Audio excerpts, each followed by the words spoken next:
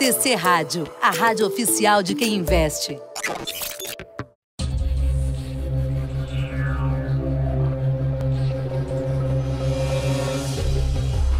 Começa agora os 10 mil deles. O reality cast que faz o seu tempo render. Muito bem, senhoras e senhores, estamos chegando com chuva, com sol, com bolsa pra cima, com bolsa pra baixo, não importa o cenário, o nosso reality tá de pé em mais um episódio, 64 episódios de os 10 mil deles, maio do ano passado, 10 mil na bolsa e semana a semana desde então a gente vem revelando o que rola com a nossa grana. Eu sou Leonardo Levati e ao meu lado está ele, senhoras e senhores, o gestor de recursos Carlos Castrucci. Fala aí, Carlos, bem-vindo, como é que você tá? Fala, Léo, tudo em ordem por aqui. Dessa vez uma semaninha de alta que acabou um pouco amarga, né? Hoje, mas foi uma semana boa. Vamos explicar um pouquinho aí do que aconteceu. Vamos sim, vamos explicar o que aconteceu e vamos revelar os destaques dessa edição. A nossa carteira subiu 2,2%, chegamos a R$ 12.990 e batemos o Ibovespa. Há um tempo isso não acontecia. No mesmo período, o Ibov avançou 1,3%. Moeda americana recua 3,2%, arrefece-se a pressão cambial no acumulado de quinta passada para essa. E você vai entender como isso impacta o racional de investimentos do Carlos. A maior alta da semana ficou, olha eles de novo aqui, em torno dos papéis do TC, alta de 20,8%. A maior baixa, Mobile, recuo de 7%. Na entrevista deste episódio, você vai conhecer o gringo. Felipe Corleta vem aí pra gente falar da entrada de fluxo estrangeiro na bolsa e dos impactos no câmbio através da oferta de dólares. Tem também a tese de investimentos da Iochpe Maxion na revelação da semana. Tudo isso e muito mais no seu Os 10 Mil Deles, que tá só começando. Os 10 mil deles. O reality cast que faz o seu tempo render. Carteira de notícias.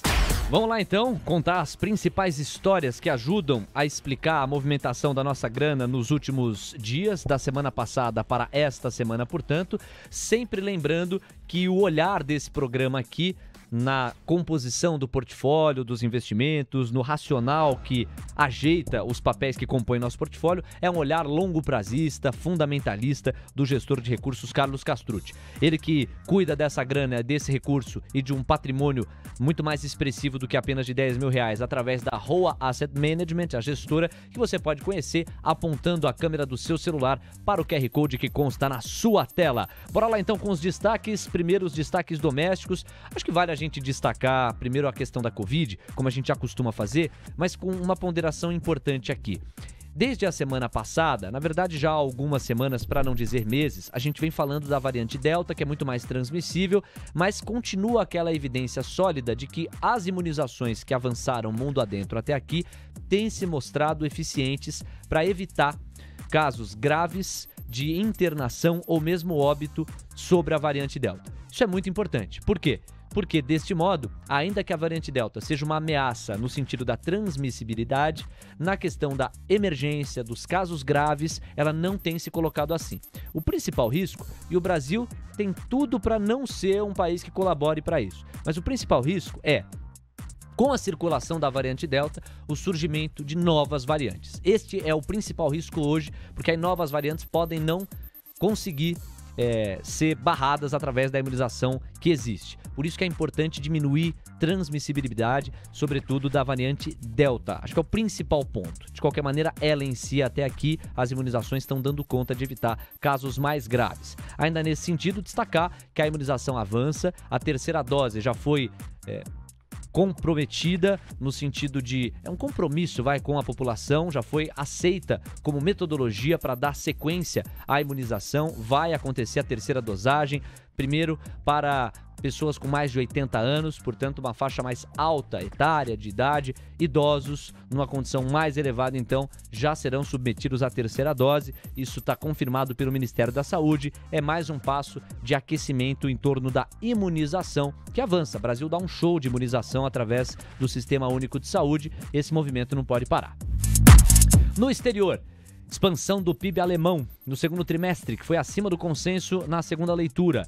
Câmara dos Representantes lá nos Estados Unidos aprovou o texto base do orçamento de 3,5 trilhões de dólares proposto pelo governo Joe Biden já havia sido aprovado no Senado. Hoje começou o simpósio de Jackson Hole. Claro que o grosso do evento é amanhã e espera-se a declaração de Jeremy Powell, presidente do Banco Central americano, em torno de um eventual tapering antes do previsto originalmente, lá no começo de 2021. Falava-se em tapering, redução dos estímulos americanos para 2022. Cada dia que passa a gente tem mais evidências de que esse movimento deve ser antecipado. Jackson Hole é um simpósio que reúne os representantes dos bancos centrais mundo adentro. Há grandes expectativas em torno deste evento e o mercado volta as atenções para o discurso de Jeremy Powell amanhã. Houve uma melhora no sentimento sobre a atividade econômica que acabou proporcionando uma retomada no preço das commodities ligadas à atividade. Estamos falando de cobre, mas também de petróleo, estamos falando de minério de ferro, em especial o petróleo nesse movimento, porque o petróleo Brent subiu para $70, um nível que havia sido perdido recentemente. E o minério Qingdao se manteve estável no patamar dos $160. Esse mesmo minério já chegou a $220, por exemplo, teve uma forte correção, chegou a beijar $130, retomou o patamar dos 160. No resumo, S&P subiu 1,4%, cotado a 4.470 pontos. A gente sempre lembra que esses recortes todos estatísticos e de variações percentuais incluem quinta-feira da semana passada até esta quinta-feira. Esse é o nosso recorte metodológico aqui para a gente apurar os principais indicadores. Carlos Castrucci, doutor, traga o seu comentário aí com os destaques internacionais. Perfeito, Léo. Acho que um destaque que é importante a gente trazer aqui é a questão da aprovação definitiva da vacina da Pfizer, né, que deve auxiliar ainda mais na questão da vacinação, principalmente nos Estados Unidos, e isso tende a trazer mais otimismo com relação à atividade econômica e à normalização da situação de uma vez por todas. E também vale destacar, como eu sempre trago aqui, a questão das commodities. Parece que, ao menos a princípio, né, o minério de ferro encontrou um patamar mais confortável para ficar por um tempo aí, e isso pode beneficiar as empresas que estão diretamente ligadas a esse tipo de commodity. Tá dado o recado, a gente dá sequência aqui no Giro de Notícias, agora contemplando os principais fatos domésticos, os fatos de Brasília. Aliás, se tem um lugar que faz preço na Bolsa, é Brasília, e você sabe por quê. É ali que estão as decisões do Executivo, do Legislativo e o trânsito com o Judiciário, e em grande medida, falar de poder é falar de alocação e direção de recursos, portanto de dinheiro, e isso movimenta a Bolsa através das escolhas e dos critérios.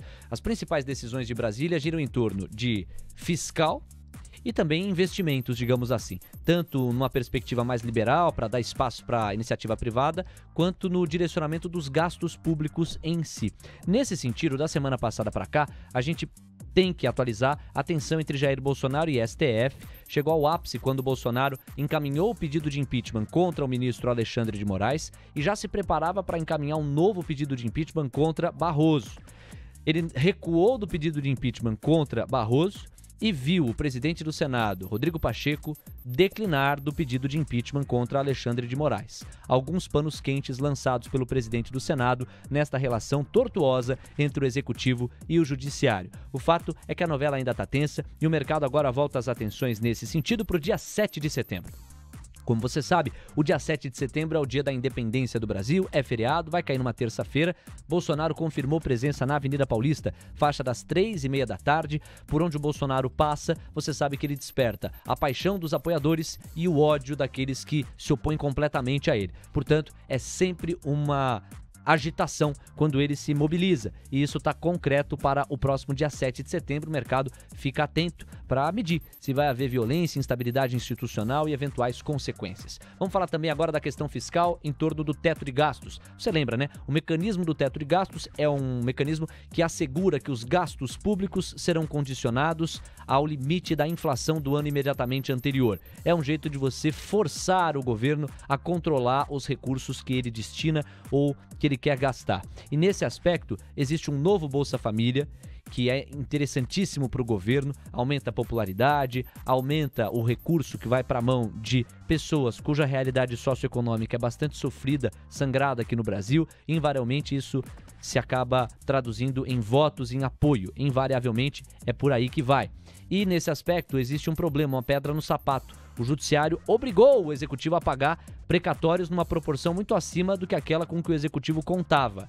Precatórios são títulos de dívida que você já ouviu falar, são dívidas contraídas pelo Estado em relação às pessoas físicas e com essa obrigatoriedade do pagamento, o orçamento é um só, alguns recursos sendo destinados para isso deixam de ser destinados para outros campos mais estratégicos para o governo. Qual a solução? PEC dos precatórios, que viabilizaria um pagamento mais parcelado, daria um pouquinho mais de sustentação para a honra dessas dívidas, sem se intrometer tanto na perspectiva do orçamento para 2022.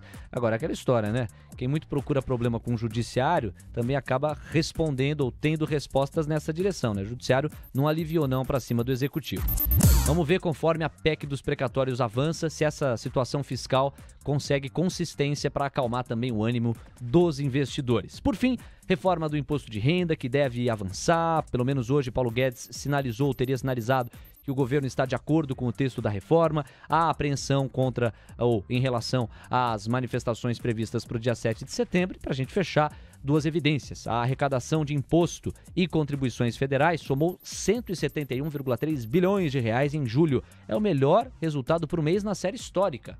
Pasme aí do outro lado, melhor resultado por mês na série histórica. A semana mais calma reduziu a pressão na curva de juros e no dólar, que recuou 3,2% no acumulado de quinta-feira passada para essa. Com isso, Ibovespa subiu 1,3% a 118.724 pontos.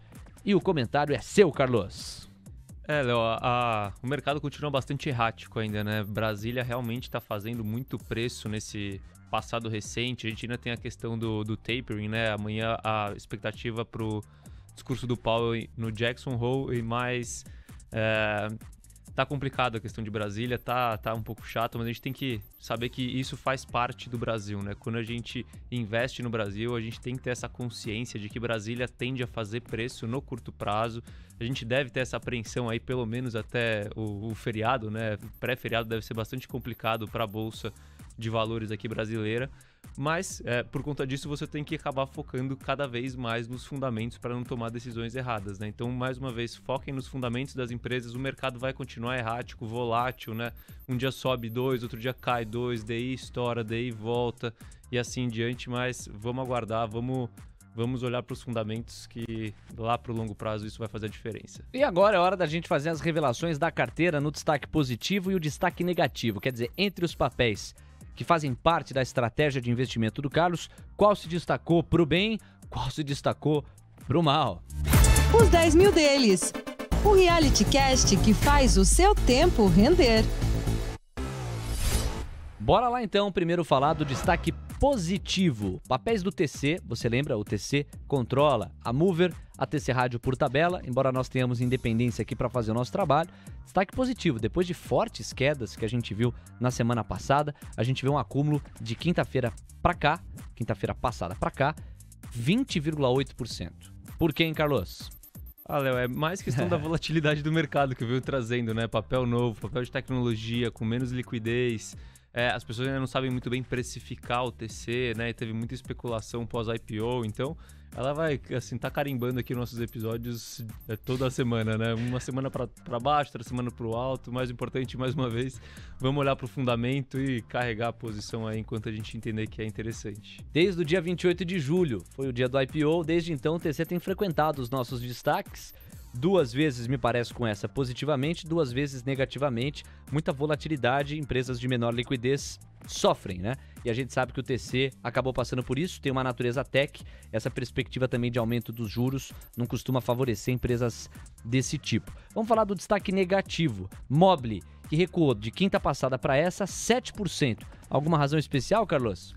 Léo, o Mobile é um papel que tem sofrido recentemente, né? Assim, além de ser uma dessa última leva de IPOs aí desse ano, o IPO da Mobile foi no começo do ano, é uma empresa que ainda precisa se provar, entregar resultados, é uma empresa que também está ligado à questão do tech, está ligado à questão do varejo, né? Então, todos esses fatores combinados com a pouca liquidez acabaram impactando aí o papel essa semana, mas mais uma vez, não tem nenhum fato novo, é só mais vendedores do que compradores. Perfeito! Basta olhar para o fluxo, então, que se justifica nenhum argumento específico que tenha motivado esse fluxo em especial, diz aqui o gestor de recursos Carlos Castrucci. Muito bem, então, com isso a gente está chegando ao final daquela primeira fotografia em que a gente fala dos fatos internacionais e nacionais e também fala da nossa carteira, tanto no sentido positivo quanto no sentido negativo. Daqui a pouco, você vai curtir uma conversa com Felipe Corleta. Ele é editor da Mover, trabalha no serviço de inteligência de mercado do TC e hoje vai ajudar a gente a desmistificar a ideia do gringo. Você já ouviu falar do gringo, né? Quando o fluxo estrangeiro vem para a Bolsa, isso ajuda, isso acaba lubrificando mais as engrenagens das negociações e, invariavelmente, isso acaba se traduzindo na subida dos preços. Vamos entender por que isso é verdade? Mas, acima de tudo, quais são os principais critérios que o gringo, o chamado investidor estrangeiro, leva em consideração para medir, calcular e efetivar um aporte aqui na Bolsa Brasileira? Antes do intervalo, no entanto, Carlos, semana passada, em meio a muita volatilidade, você aproveitou a gestão ativa e conseguiu ver mais assimetrias, o que reforçou o peso de algumas posições. A gente, apesar de não ser esse o intuito, já conseguiu ver alguma resposta dos aportes que você fez em especial, o aumento de posição que você fez em especial da semana passada para essa, a ponto de você ter que reajustar, aí sim, em linha com a posição anterior da volatilidade que a gente viu na semana passada? Quer dizer, em outras palavras, esse aproveitamento que você viu com assimetrias aumentando na volatilidade da semana passada, já trouxe efeitos nessa semana? A gente já viu correções nesse sentido? Então, Léo, assim, a gente não chegou a fazer mais movimentações na carteira essa semana, né? Mas, por exemplo, uma empresa que eu acho que eu comentei na semana passada que entrou na nossa carteira, que eu estava olhando há muito tempo, era a Ambipar, que por pouco não ganhou do TC aqui na corrida de quem era o cavalo da semana, o que mais subiu na semana.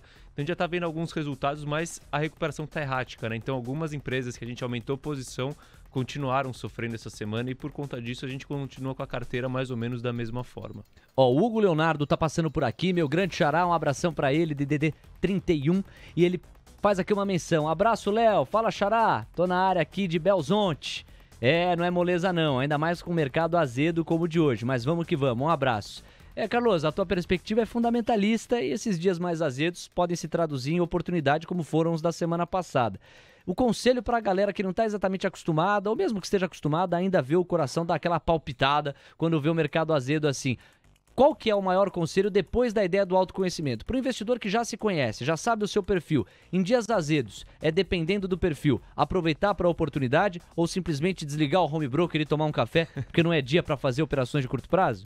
Assim, se a pessoa entende do perfil dela e entende no que ela está investindo, e esses movimentos fazem mal para ela, desliga o computador. Agora, se ela tem bastante sangue frio e gosta de aproveitar esses momentos para conseguir captar algumas oportunidades, aí vale a pena ligar ali e fazer os movimentos certos. Tá certo. E mandar um abraço aqui, pro Cauã, DDD 11, tá participando aqui, manda um oi e recebe o nosso oi de volta. Bom tê-lo conosco também, Cauã. Depois do intervalo tem Felipe Corleta e tem o fluxo estrangeiro passado a limpo aqui nos seus 10 mil deles. É já que a gente volta. Este é o podcast Os 10 Mil Deles, o reality que faz o seu tempo render. Muito bem, meus amores, estamos de volta com esta que é a trilha mais charmosa da TC Rádio. Uma trilha à altura do convidado especial que nós temos no nosso glorioso estúdio aqui. Nos dá a honra da sua presença, o editor da Mover, Felipe Corleta! Fala, Corleta, como é que você tá? Tudo bem? Salve, salve, Léo. Acho que convidado especial não pela escassez da participação, né? Não, senhor.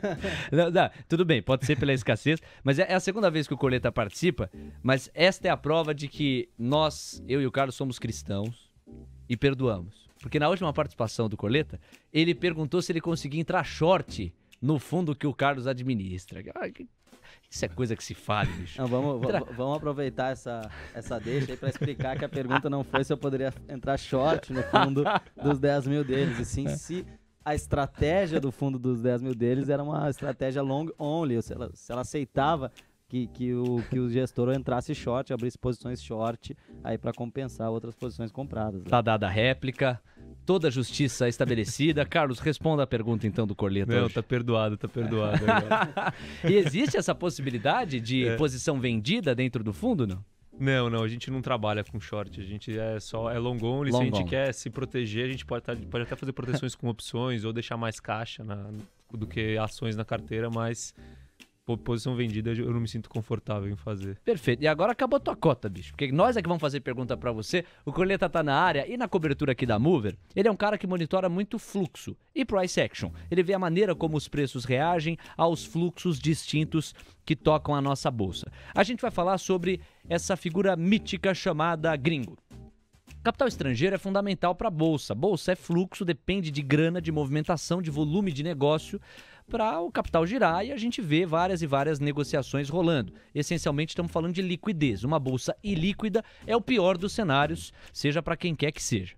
Agora, também a gente vai falar aqui da ideia de capital estrangeiro na questão ou no contexto cambial, porque são dois eixos diferentes, tem gente que confunde, né? Pressão cambial é uma coisa, fluxo estrangeiro na bolsa é outra. Eu vou abrir aqui a conversa hoje, então vamos falar primeiro de câmbio no Brasil. Normalmente ocorre uma mistura de conceitos, como eu estava me referindo, essa confusão em relação a causa e efeito também. Coleta, explica pra gente o que é a pressão cambial, tão comentada no mercado, e qual que é a importância de se entender esse conceito dentro do mercado financeiro. Bom, vamos lá. Acho que é importante a gente não procurar explicar isso de uma forma genérica, né? A pressão cambial, o que é a pressão cambial? Acho que é importante entender a pressão cambial em relação a quê, né? Então, por exemplo, se a gente está falando de uma ação de uma exportadora, o dólar para cima, ele vai exercer uma pressão positiva, né? Nesse papel. Mas, via de regra, a gente vai entender essa pressão cambial como um aumento, uma desvalorização do real, um aumento no dólar, né, que pode se dar por vários motivos. É o dólar ficando mais caro. Exato, isso pode se dar por alguns motivos. Tá? No longo prazo, a gente sempre vai ter uma tendência, infelizmente, de apreciação do dólar enquanto a inflação do Brasil for maior que a inflação dos Estados Unidos. O diferencial de inflação entre dois países determina que no longo prazo, né, isso não vale para o curto prazo, mas no longo prazo, a moeda do país com maior inflação tende a se desvalorizar e frente à moeda com um país com menor inflação. Tá? Então a gente tendo isso posto, acho que é importante entender também que, assim, primeiro o mercado de moedas talvez seja o mais complicado de todos. Então o mercado de ações, ele tu pode fazer tanto uma análise de cima para baixo, top-down, né? Entender qual que é o setor, qual que é melhor, qual que é o cenário macro, setor, e aí depois escolher uma empresa, tu pode fazer um bottom-up, onde tu vai olhar primeiro para a empresa e falar essa empresa é muito sólida e aí investir nela.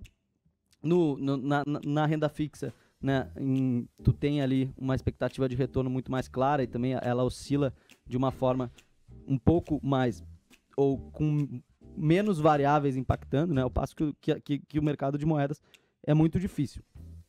Tá? Mas eu acho que é importante para o investidor entender sobre essa ótica de pressão cambial que existe uma lógica de oferta e demanda, né? Como tudo que está aí na economia, a economia funciona à base dessa lógica de oferta e demanda, né? Se uma coisa tem uma oferta maior, o preço tende a cair. Isso acontece na economia com o dólar, né? Se a gente tem entrada de dólar muito forte no Brasil, né? Então a gente vai ter dentro da nossa economia aqui, e isso pode ser papel moeda, isso pode ser investimento estrangeiro na construção de uma estrada, isso pode ser compra de ações da Petrobras, isso pode ser compra de títulos públicos, isso pode ser aumento das reservas do Banco Central. Tendo mais dólares na economia do Brasil, a gente tem uma oferta maior de dólares dentro do nosso território nacional, dentro da nossa economia, e com isso a gente tem uma tendência de queda na moeda. Ao passo que quando há fuga de dólares, a gente tem muita gente comprando dólar, né, transformando os seus reais em dólares, e quando tem muita gente comprando, a gente sabe que os preços vão subir. Essa talvez seja a maneira mais intuitiva de se explicar como o dólar se aprecia ou não em relação ao real. E uma medida, um mecanismo que funciona muito para a gente explicar o curto prazo. Hoje entrou muito dólar, aumentou a oferta, portanto, a gente vê uma desvalorização frente ao real e o oposto é verdadeiro. E no longo prazo, acho que com isso a gente entrega já um primeiro raciocínio legal para o ouvinte, essa questão da inflação é central. A inflação, ela corrói o poder de compra. Portanto, enquanto a inflação de um país superar a inflação dos Estados Unidos, cuja moeda é o dólar, não é novidade para ninguém, a gente sabe que no longo prazo a tendência é de apreciação do o dólar em relação à moeda desse país. Então, curto prazo, muito mais centrado nessa lógica de oferta e de demanda, longo prazo, muito mais centrado nessa ideia de inflação, enquanto um corredor aí de poder de compra. Com isso, a gente abre os trabalhos aqui e tem sequência essa conversa, hein, Carlos? É, isso mesmo. Legal, boa, bela resposta, Corleta. Até um ponto aqui que você falou que é bastante relevante, é a questão do excesso de variáveis para você tentar projetar o câmbio, né? Então, por exemplo, se a dívida de uma empresa grande, uma Vale, está mais barata, aqui tá mais barato captar aqui do que lá fora, ela tende a mandar dólares lá para fora para pagar a dívida dela e tomar a dívida aqui. Então, até isso é uma pressão cambial que a gente pode ter no país. Então, realmente é algo muito difícil de prever no curto prazo e o Corleta colocou aqui muito bem. E além dessa variável e de outras que você comentou, Corleta, uma outra variável aqui que é importante a gente olhar, a questão do fluxo estrangeiro na bolsa, né? Que tem gringo comprando bolsa, gringo vendendo bolsa e assim em diante. E a pergunta que eu vou fazer agora é justamente em cima dessa variável, que às vezes as pessoas acabam confundindo a pressão cambial com o fluxo estrangeiro na B3.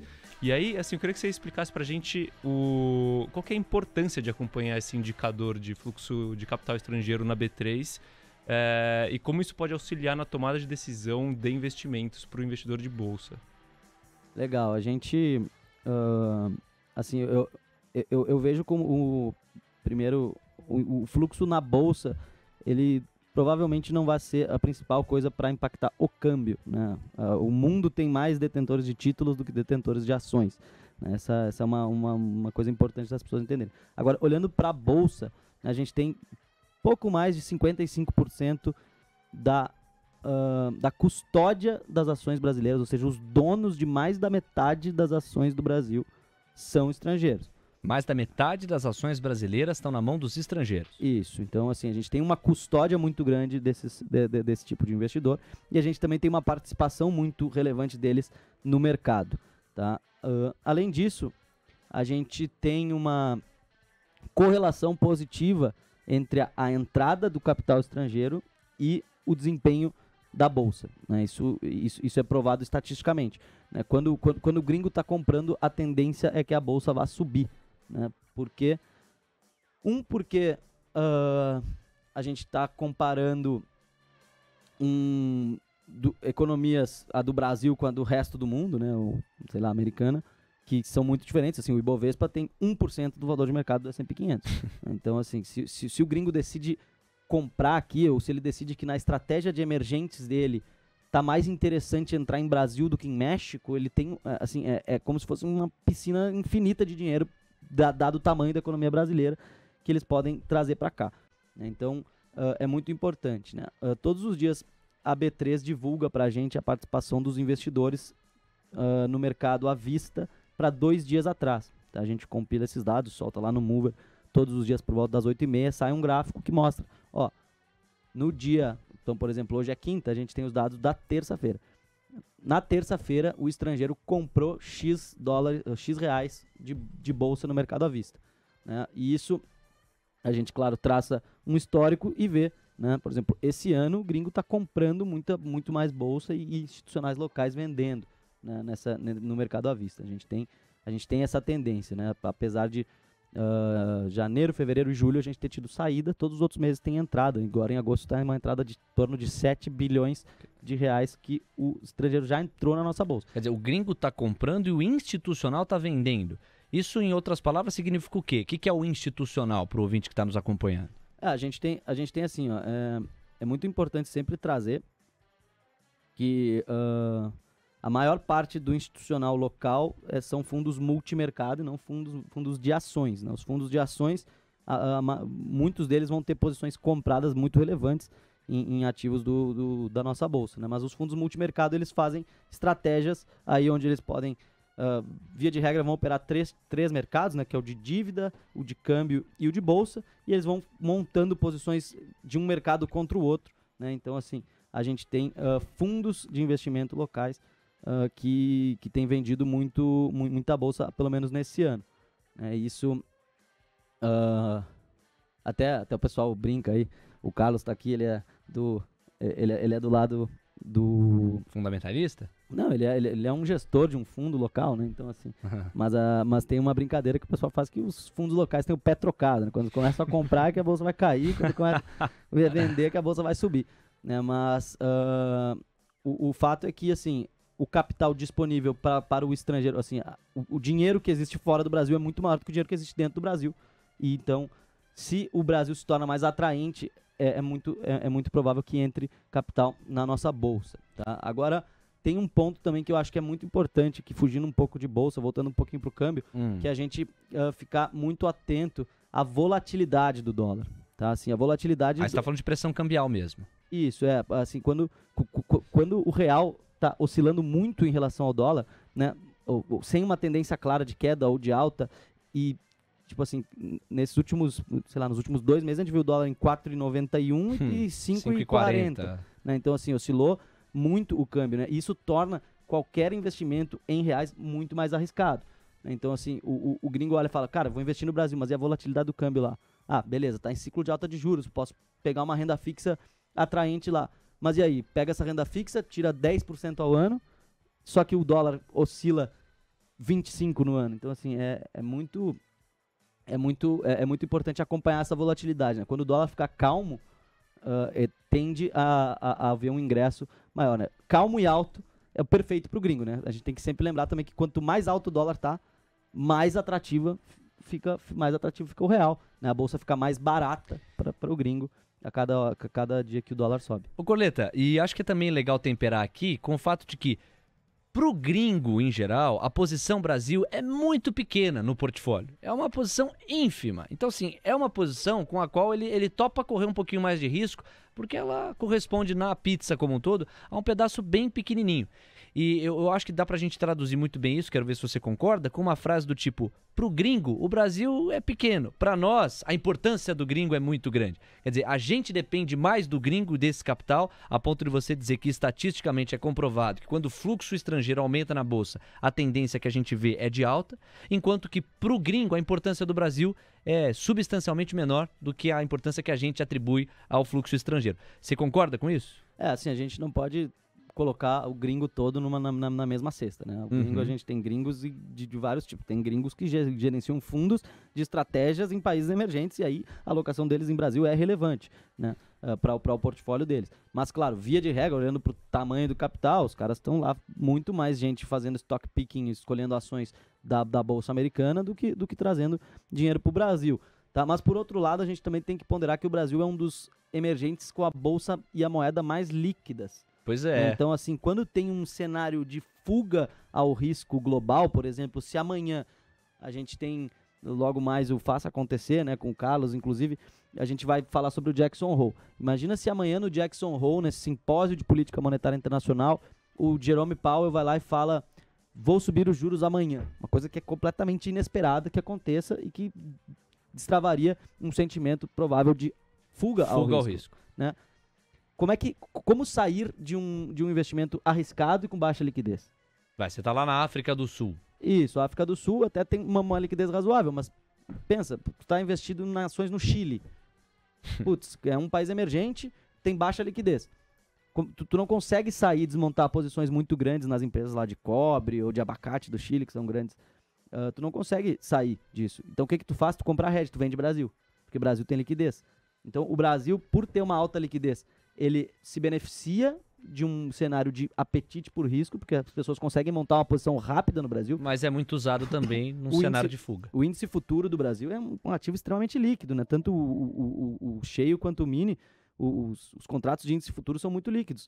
Então tu consegue montar ou desmontar a posição ou montar um hedge contra emergentes muito rápido no Brasil. Então a gente tem que ficar muito de olho nesse cenário internacional. Se um sentimento global de fuga do risco, provavelmente a gente vai apanhar aqui o real e a bolsa, porque a gente tem essa liquidez alta, né? Por outro lado, é muito positiva, que permite que o mercado cresça para os lados, com IPOs, com follow-ons, levando esse dinheiro dos investidores, que assim, o mercado de ações ele é secundário, né? Ele não injeta dinheiro diretamente na economia, mas quando a gente tem ofertas, aí sim, aí o dinheiro dos investidores vai para o caixa das empresas, que vão fazer projetos, desenvolver aí e contratar pessoas, enfim, melhorar o emprego, e PIB, e aí a coisa anda, né? Então, a liquidez ela é muito positiva, mas por outro lado, em momentos de pânico, pode ficar muito ruim para o Brasil. Acho que foi um pouco também o que a gente viu aí lá em 2020, a nossa bolsa cair 119 para 60 mil pontos. Foi muita, assim, pessoal procurando por liquidez, não tinha comprador em vários mercados, os caras se protegem vendendo o Brasil. Você vê, eu acho que é uma das coisas mais bonitas da economia, embora essa coisa também torne ela muito complexa, é que todos os conceitos podem ser muito relativos, né? Então, quer dizer, o Brasil é muito mais líquido do que um Chile. A bolsa brasileira é muito mais líquida do que a bolsa chilena. Verdade. Isso é muito positivo num cenário de apetite pelo risco. A entrada fica muito mais facilitada na bolsa brasileira e costuma ser mais difícil na bolsa chilena. Verdade. Mas o oposto também é verdadeiro, né? Quando há uma fuga de capital num cenário de aversão ao risco, é muito mais fácil você sair do Brasil do que sair de posições lá no Chile. É essa relativização e que eu acho que torna encantadora a economia e, portanto, um objeto complexo. É difícil de você cravar, embora haja cenários com mais evidências para a gente projetar. Agora, Carlos, acho que a gente não pode encerrar essa conversa sem falar de questões como futuro de dólar, o mercado futuro especificamente, contratos do Dolfut e também o futuro de índice. E eu sei que a tua pergunta vai nessa direção. Perfeito. Até o Corleta tocou nesse assunto aqui. Acho que é importante trazer um pouco para o investidor assim, a importância de você também olhar a questão do fluxo no mercado futuro, né? Não só no mercado à vista que a gente vê todo dia. E aí falando principalmente de índice dólar e como que o gringo se comporta nesse mercado. Como que esse indicador pode auxiliar o investidor também a acompanhar e tentar prever assim, qual que é o melhor movimento a tomar? Claro, assim, a gente tem... O mercado futuro, ele é mais líquido do que o mercado à vista, né? Assim, no mercado à vista, tu tem muito mais opcionalidade, né? Tu pode investir numa empresa específica, tu pode montar uma posição de uma empresa contra outra, por exemplo. Mas o mercado futuro, ele te dá muito mais liquidez, né? Então, assim, o índice futuro e o dólar também são ativos super líquidos, né? E assim, para acompanhar o fluxo intradiário, para onde vai o índice hoje, eu fico olhando muito mais para o índice futuro do que efetivamente para as compras dos caras no mercado à vista, né? Mas da mesma forma que a gente solta os gráficos de fluxo do mercado à vista e custódia, a gente tem também do mercado futuro, né? Então a gente vai lá e vai falar, cara, gringo comprou 20 mil contratos de índice ontem. Puxa, o cara aumentou a exposição dele de forma significativa ao Brasil, né? Lembremos que cada contrato de índice cheio do INDFUT, né, o IND mais o código do mês do ano, ele se refere a R$1 para cada ponto do índice. Então, assim, um contrato de índice tem o valor nocional, o valor cheio. Se o Bovespa está 120 mil pontos, 120 mil reais. Isso, então se o cara compra lá um contrato, são 120 mil, 10 contratos, 1.200.000, e aí por aí vai. Agora, não é qualquer um que tem carteira suficiente para comprar o contrato. Um mini índice ajuda nesse aspecto. Isso, o mini aí, ele oscila de 5 em 5 pontos, né? E aí cada 5 pontos são R$1. Então assim, o mini ele nunca vai fechar em 120 mil pontos, 122. Ele vai fechar 120 ou 125, porque ele sempre oscila de 5 em 5 pontos, né? E o índice cheio, ele já é 1 ponto para cada real, né? Mas eu acho que um ponto importante de a gente falar sobre o contrato futuro de índice e também o de dólar é que o mercado brasileiro permite uma alavancagem muito alta nesse tipo de produto. Então, tu pode comprar um contrato de mini índice que vai lá, hoje está valendo uns 25 mil, 23 mil reais, 22 mil reais de valor nocional, né? Mas para tu operar esse contrato, tu precisa ter R$20 na tua conta. Olha isso. E aí tu já consegue operar um contrato desse. De 20 mil. Isso, claro que se esses teus R$20, se tu perder esses R$20, a corretora vai te estopar. A própria corretora se protege e te estopa. A corretora vai lá, vai zerar a tua posição, vai te cobrar uma bela de uma taxa de corretagem gordinha nessa operação de liquidação por parte da corretora. Então, isso tanto para a pessoa física que enfim, quer especular, mas também para os fundos multimercado que muitas vezes operam com um nível alto de alavancagem, né? Alavancagem e hedge, né? Alavancagem e hedge, que o pessoal fica fazendo.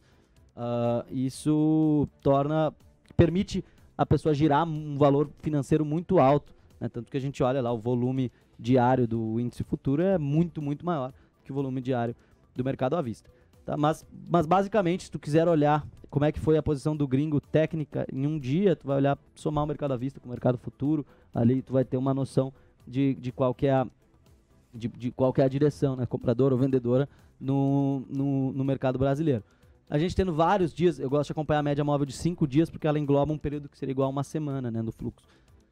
Aí você faz uma média? Isso, tu pega a média dos últimos 5 dias, né, de entrada ou saída do estrangeiro, tanto nos futuros quanto no à vista, e aí tu consegue ver como é que tá essa posição técnica. A tendência. O pessoal tá entrando, tá saindo, né, e aí quando essa média começa a subir e sinalizar que o gringo tá entrando, realmente é um sinal, para mim, importante de que a bolsa pode dar uma pernada, né. A gente teve aí... Por outro lado, assim, na terça-feira, o gráfico que eu soltei no Mover, até soltei uma manchetinha depois de soltar esse gráfico, que essa média móvel tinha atingido 1 bilhão, ou seja, na semana passada, cada dia, o estrangeiro comprou na média 1 bilhão no mercado à vista por dia. Tá? Isso era uma marca que não era atingida lá desde maio, assim, mais ou menos. Então, ó, tá entrando. Aí, essa semana ele já acalmou um pouquinho essas compras. Então, assim... É ficar de olho e essa entrada muito forte, né? E aí a gente pode também fazer essas análises sempre para um papel específico. Por exemplo, lá em abril, cara, lá em abril a gente tava olhando a Vale. Era a Vale através dos clientes da Merrill Lynch, cara. Tipo assim, Bank of America, Merrill Lynch comprava Vale todos os dias. 1 bilhão, 1 bilhão e meio, 700 milhões, 600 milhões, todos os dias, cara. Meu, era assim, tipo... Os caras estão montando uma posição muito gigante nos papéis da Vale. Se eu não me engano, chegou até 120 e pouquinho nessa faixa, né? Hoje já perdeu o patamar do 100, né? Isso. E ela chegou aí a 120 e poucos, aí pagou dividendo, isso descontou, né? Claro, da cotação histórica dela. Mas tu consegue fazer essa análise do estrangeiro olhando para as corretoras também, é interessante, né? Mesmo para quem não vai fazer aquela operação day trade, olhar, putz, a gringo entrou comprando aqui, vou comprar junto. Não necessariamente isso, mas tu pode olhar ao longo do tempo, né? Se tu olhasse para esse fluxo que estava entrando na Vale diariamente, de uma forma muito sólida, os caras passaram, tipo assim, 30 pregões sem vender Vale, né? Só comprando grosseiramente. Aí fica muito mais fácil de determinar ali, ó, cara, com essa entrada toda é impossível. Esse apetite comprador, ele dá suporte ao preço, né? Fica muito difícil, é muito improvável. Claro, e aí quem opera dessa forma vai olhar, putz, os caras começaram a vender. Aí o cara pode cair fora, né? Ô Carlos, para você que tem uma visão mais fundamentalista, mais longo prazista, como é que você faz a leitura desses números pra gente fechar essa boa conversa que a gente teve com o Corleta? Porque para quem tá no curto prazo, pô, é fundamental, né? Você vê o volume de entrada de fluxo estrangeiro e o quanto que isso pode dar suporte, no caso de alguns papéis especificamente, tem 1001 caminhos. Agora, para você como fundamentalista, que tipo de leitura você costuma fazer de dados como esse? Eu acho que assim, uma leitura que é muito relevante que a gente tem que fazer, eu falo assim, a gente tem que ser humilde, né? A gente sabe que tem muitos investidores muito competentes, tanto no mundo quanto aqui no Brasil, e quando você vê que um investidor competente está endossando uma tese, se você não tem essa tese ou se você investe, isso serve para acender um alerta para você, né? Fala, pô, essa tese aqui pode ser interessante, alguém tá vendo alguma coisa que eu não estou vendo. Então eu acho que esse é o principal ponto que eu olho do ponto de vista fundamentalista, né? Ver se alguém que tem competência está endossando a tese que eu estou olhando, ou o oposto, né? Se não está endossando algo que eu estou olhando, o que eu posso estar deixando passar. E também, quando você vai montar uma posição, às vezes é importante você olhar isso daí para pegar um momento bom para montar a posição fundamentalista, né? Por mais que o fundamento seja o que mais faz sentido, você acertar também um pouco do time, né? Da hora de entrar, também é algo positivo para a estratégia. Muito bem, meus amores, o nosso tempo está esgotado aqui nessa conversa com o Corleta, mas você hoje vai presenciar uma cena mágica aqui na TC Rádio. Você que está nos acompanhando pela sua plataforma de streaming predileta, você não vai acompanhar isso a menos que você vá lá no TC Station e acompanhe a edição do Faça Acontecer desse dia 26 de agosto. Mas para você que vai ficar na sequência aqui, você vai ver uma cena mágica. Ali onde está sentado Carlos, estará sentado Felipe Corleta. Ali onde está sentado Felipe Corleta, estará sentado Carlos Castrucci. E nessa dança das cadeiras, logo mais o Faça Acontecer discute o Jackson Hole. O Corleta tirou uma casquinha do Carlos para daqui a pouco. O Carlos acabou de tirar uma casquinha do Corleta para a gente falar de fluxo estrangeiro. É assim que é bom, negócio tem que partir desse pressuposto, tem que ser bom para os dois lados. Corleta, muito obrigado, foi uma ótima conversa, até uma próxima, valeu. Valeu, Léo, valeu, Carlos, até já. Fiquem ligados aí na TC Rádio, não desliguem, que a gente tem que Faça Acontecer, vamos ver o que o Paulo vai fazer amanhã. Boa, obrigado. E depois do intervalo, tem revelação de tese, Yoshi Maxion vai ser hoje a tese que o Carlos vai dividir com a nossa audiência. Não sai daí, a gente volta já. Este é o podcast Os 10 Mil Deles. O reality que faz o seu tempo render. Muito bem, estamos de volta ao vivo pela TC Rádio e também disponível para você acompanhar, consumir o nosso conteúdo depois na sua plataforma predileta de podcasts. Vamos agora falar de tese da semana. Você que sempre aguarda esse momento em que o Carlos destrincha boa parte das horas de estudo que ele debruçou sobre uma empresa, sobre uma companhia. Vamos conhecer mais da Iochpe Maxion. A introdução é comigo, então, ó, chega mais aqui que eu vou te contar. A Iochpe Maxion foi fundada em 1918. É uma companhia global, líder mundial na produção de rodas automotivas e um dos principais produtores de componentes estruturais automotivos nas Américas. Alcance global, portanto. Conta com 31 unidades fabris, localizadas em 14 países nas Américas do Norte e Sul, Europa, Ásia e cerca de 15 mil funcionários. Ou seja, Carlos, empresa global, cenário internacional e uma senhora corporação, né? 15 mil funcionários. Traz aí um pouquinho do mercado de atuação da Iochpe Maxion, Carlos. Perfeito, Léo. Então o mercado de atuação da empresa é a indústria automobilística, né? E como que a indústria automobilística funciona? Quando a gente fala de curto e médio prazo, é uma indústria que é completamente cíclica, né, e dependente da atividade econômica. Então, em momentos de maior atividade econômica, a gente tem maior demanda por veículos. No momento de retração econômica, a gente tem uma menor demanda por veículos. Então, é uma empresa que acaba tendo seu resultado oscilando bastante conforme o ciclo econômico que se encontra. Então, isso que a gente fala de tendência de curto e médio prazo. Quando a gente fala de tendência de longo prazo, aí a gente está falando qual que é a tendência que a gente tem que buscar, o crescimento da demanda por veículos, né? Porque a gente está falando de uma empresa que fabrica principalmente rodas, né? Então, quanto mais veículos são produzidos, maior a demanda por rodas, consequentemente. E como a gente olha isso no longo prazo? É com o crescimento da população, né? Então, para onde a população vai, quantos carros por pessoa a gente vai ter. Então, essa é a variável que a gente tem que estimar na hora de procurar a demanda por veículos. Então, o mercado, e além disso, o mercado de atuação da Iochpe, especificamente, né? Então a gente tem a indústria automobilística. A Iochpe está aqui abaixo, que é a indústria de rodas. Aqui a gente pode falar que dentro da indústria automobilística é uma empresa que tem menores chances de ser disruptada, né? Porque não é uma empresa que trabalha com componentes de motores a combustão, por exemplo, onde a gente vê uma tendência para mudança para veículos elétricos, né? Ou até a questão de troca por veículos autônomos também, dos veículos com motorista. Então, é uma empresa de rodas. As rodas tendem a ficar nos carros enquanto os carros andarem nas ruas, né? E não serem carros voadores.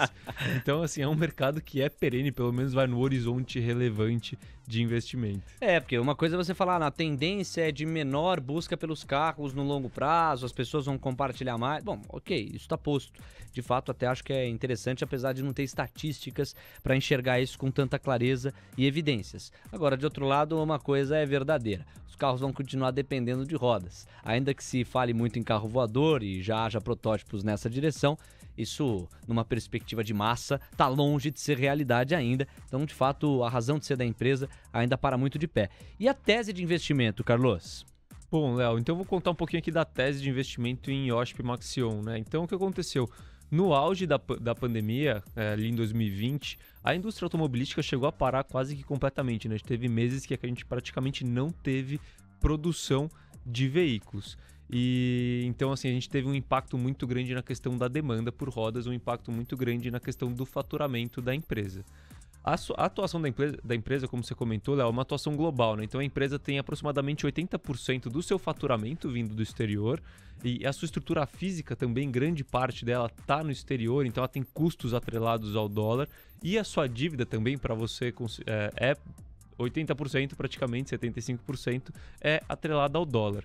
E aí o que aconteceu foi que a empresa passou por uma tempestade perfeita, né? Porque o dólar subiu muito com relação ao real, e a receita reduziu muito. Então, assim, o impacto que era para ser positivo da valorização cambial na questão do faturamento da empresa acabou tendo apenas a parcela negativa, que foi o aumento dos custos, que os custos eram em dólares e os custos são fixos, né? Então, quando a gente tem redução de volume, a empresa tem grande parte dos seus custos fixos, então esse custo não é reduzido e com o dólar impactando para cima. Então a gente teve um aumento de custos, aumento no custo da dívida e aumento do endividamento também de uma forma geral, porque é uma dívida dolarizada. Então a empresa assim, passou por uma fase extremamente difícil ali na pandemia, principalmente na questão dos resultados que estavam muito feios, né?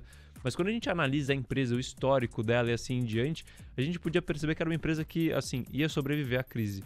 E sobrevivendo à crise, era uma empresa que tinha bastante capacidade de voltar a entregar resultado. E foi o que aconteceu. A empresa passou por esse cenário desafiador, passou bem, saiu mais forte. E nesse meio tempo o mercado depositou para mim, na minha opinião, né, um pessimismo excessivo na empresa. E eu enxerguei isso como uma ótima oportunidade de investimento naquele momento. Fantástico. E aí enxergou essa oportunidade, entrou na parada e você segue com o raciocínio para quem está nos ouvindo cogitar pelo menos estudar mais de Iochpe Maxion. Porque o mercado depositou pessimismo excessivo na empresa, na tua opinião, né? Aquela simetria foi muito favorável e você foi lá e armou posição. Perfeito, Léo. Aqui vale explicar um pouquinho da empresa, né? Por isso que é muito importante você sempre entender bastante a empresa antes de investir. O que acontece? É uma empresa, é uma indústria. A indústria é capital intensivo, né? Então, a margem de lucro, a margem operacional, ela depende do quê? De volume. Então, quanto mais você vende, você ganha alavancagem operacional, sua margem sobe e o efeito na ponta final é o efeito multiplicador, né? Então, lá no lucro, na última linha. Então, é muito importante você entender isso. A empresa depende de volume, tá? Quanto mais vender, melhor para a empresa, mais margem para a empresa. E depois do auge da pandemia, os volumes começaram a voltar. Então isso começou a se desenhar um cenário melhor para a empresa, mas o endividamento de curto prazo ainda preocupava. Então a gente tinha um cenário melhor para a empresa no ponto de vista de volume, mas a questão do endividamento de curto prazo acabava trazendo um pessimismo ainda para os investidores e o preço continuou barato. E aí então, além disso, o mercado começam as preocupações, né? Então, putz, não vai ter demanda porque a gente está com a crise de semicondutores, então não vai ter produção de veículo. A gente está tendo aumento do custo da matéria-prima, né, para essas empresas, no geral, no mundo. Então a empresa vai perder margem. E aí, quando a gente analisa a empresa de uma forma geral, o que acontece? Os volumes, independente da crise dos semicondutores, os volumes retomaram e a empresa começou a entregar alavancagem operacional já a partir do terceiro trimestre do ano passado, mas principalmente nesse ano a alavancagem operacional estava forte. A empresa é uma empresa que repassa custo de matéria-prima praticamente direto, é praticamente contratual, tá? Então, o aumento do custo da matéria-prima não impactou na margem da empresa. Isso, para quem acompanha a empresa de perto, já era sabido. É muito difícil o aumento de custo de matéria-prima impactar, porque o acordo com as montadoras é justamente de repassar esse custo diretamente. Já pressupõe isso. Porque a Iochpe tem que sobreviver. Se ela não sobreviver, as montadoras não têm roda, entendeu? Então, eles já têm esse acordo, porque sabem que se a empresa não puder repassar custo de matéria-prima, a empresa não sobrevive. E aí você vai impactar toda a cadeia produtiva. Perfeito. Então, assim, a empresa repassou custo, aumentou os volumes, então conseguiu a alavancagem operacional, não teve impacto na margem vindo da questão do preço da matéria-prima, e com isso entregou resultados no primeiro trimestre, no segundo trimestre, com margem acima do consenso. Então é uma empresa que vem entregando resultados, a empresa voltou a dar lucro, tá, Léo? Então é uma empresa que hoje já voltou a dar lucro. Enquanto a gente estiver nesse ciclo de alta, esse ciclo de atividade econômica aquecida, a empresa tende a continuar entregando resultados, e enquanto o mercado continuar pessimista, resultados acima do consenso do mercado. A gente tem 2 minutos para finalizar, então me cabe perguntar longo prazo. Vamos olhar para frente com base em tudo isso que você traçou para concluir então essa tese de Iochpe Maxion, Carlos. Perfeito. Então, tudo isso a gente está falando de curto e médio prazo, né? Quando a gente fala para longo prazo, assim, a empresa, as atuações na América do Norte e na Europa são um mercado onde a gente não tem mais um crescimento relevante esperado, tá? E o que a empresa tem feito hoje em dia? A empresa tem investido principalmente na Ásia, que representa hoje só 10% do faturamento da empresa, e é um mercado que cresce muito mais forte, porque é um mercado em desenvolvimento, né? Então, assim, a empresa, pro longo prazo, tende a conseguir entregar crescimento, e hoje ela negocia múltiplos de empresas que não entregam crescimento. Então, para você ter uma ideia, a empresa que negocia 0,65 vezes preço por valor patrimonial, 5 vezes EV/EBITDA, com EBITDA deprimido. Então, assim, na minha opinião, é uma empresa que hoje se encontra barata, se encontra negociando a múltiplos de empresas que ainda passam por dificuldades, o que já não é mais verdade, e empresas que não crescem. Por isso, ela faz parte da carteira dos 10 mil deles desde 2020. Esse é o Carlão. Conheça mais a Roa Asset Management. Aponte a câmera do seu celular para este glorioso QR Code e você vai conhecer melhor a gestora que foi fundada pelo próprio Carlos. Carlos, pela sua equipe. É ali que ele aplica as estratégias que ele divulga para você semanalmente nos 10 mil deles. Meu irmão, programa bom, passa rápido.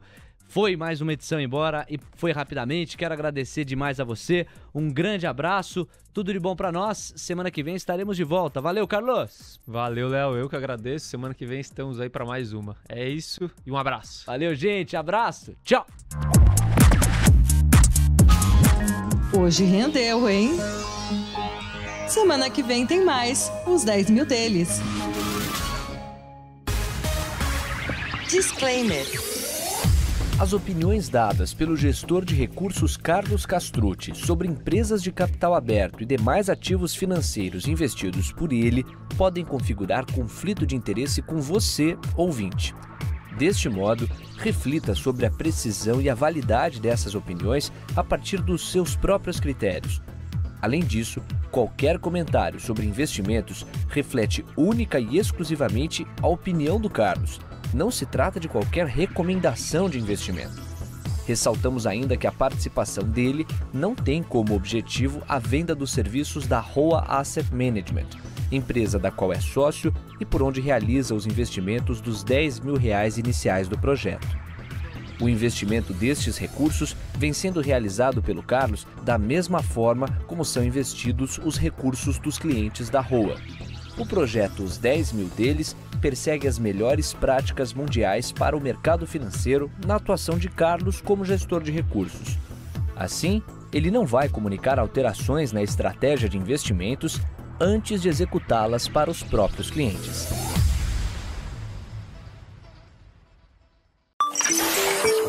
TC Rádio, a rádio oficial de quem investe.